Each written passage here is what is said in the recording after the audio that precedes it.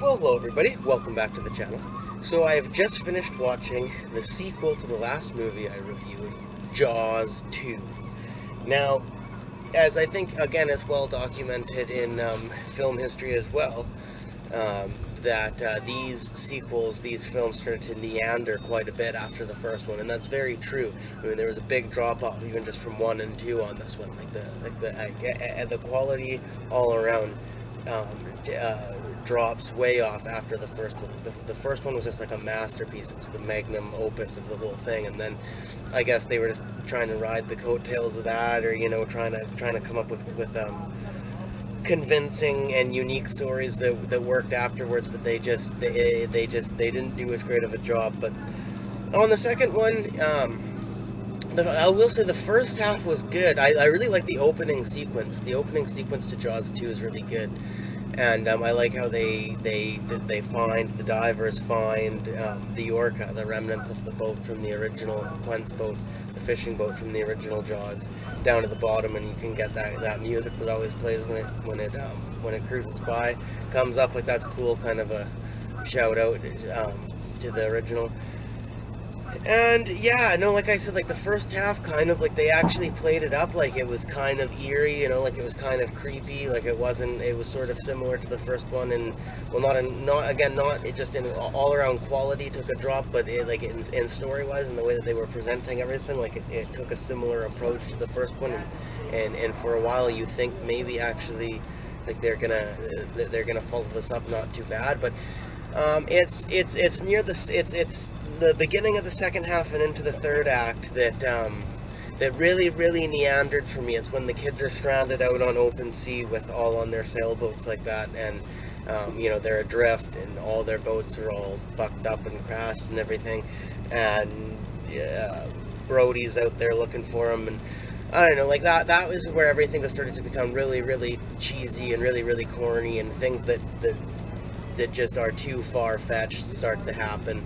And I mean, a lot of the kids out there, well, I mean, some of them weren't bad actors, I guess, but they just weren't, their characters, I guess, were just kind of irritating, so you don't want to spend too much time with them, but which you do near the end.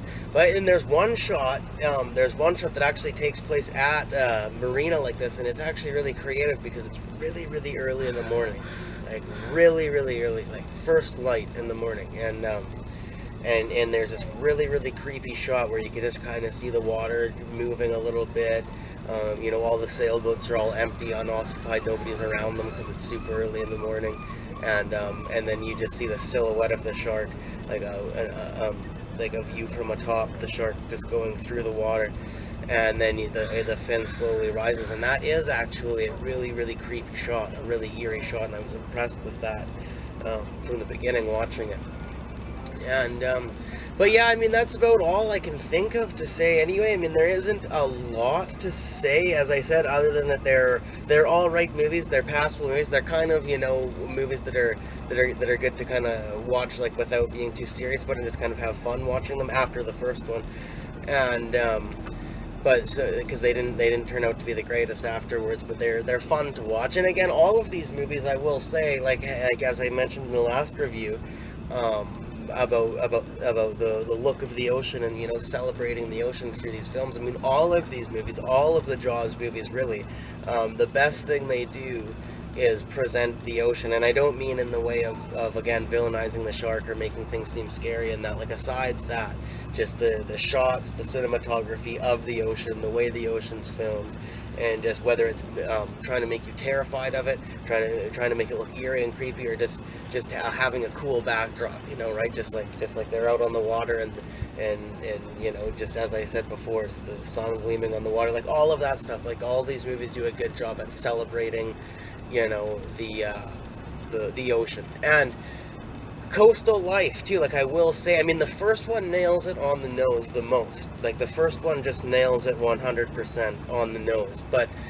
the other ones, again, they start to they start to do a lesser job as you move on. But they all do a good job at presenting coast life, like what people do, the way people hang out, like what the kids do on the weekend and how they party and all those sorts of things. I mean, this one went over the top with like even right here, there's sailboats everywhere, big boating community here. It isn't like the kids are all like out every weekend on their sailboats, like cruising like it was in the 60s with vehicles or something like they tried to kind of present here. Like I don't think it is like that or ever really was. I mean, there's always kids that go out and do that, but it's not like this big niche culture that's like, oh yeah, like, you know, like look out when these guys are coming, the kids are all out on the sailboats kind of a thing, like the renegades are out. Like it's not really like that with boat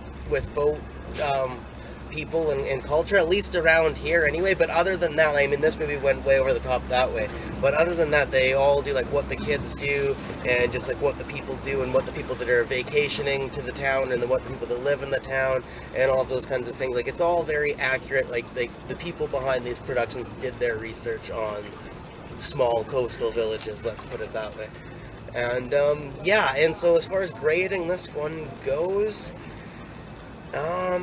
this is actually a tricky one to grade because it depends on my own. Again, these movies have lots of nostalgia for me too. Like even if they're not, like if you were to watch them just now for the first time, then you might think, oh, that's complete crap too. But if you either grew up in the time that they came out in, or you watch them as a kid, no matter what time you grew up in, then you'll have kind of a nostalgia thing for them too, right? So it's a mix between my own personal nostalgia, you know, my own personal, like the quality of the filmmaking in a sense of, as I said, like celebrating the ocean and just making certain things eerie no matter what and that, as well as just like the overall quality of the movie that you can't get away from no matter what. And so,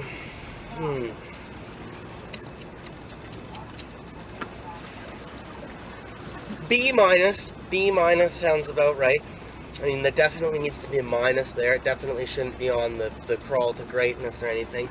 But again, my own personal backstory with these movies just nudges it a little bit above the C range for me. So I'm going to give it a B minus. Thank you very much for watching, everybody.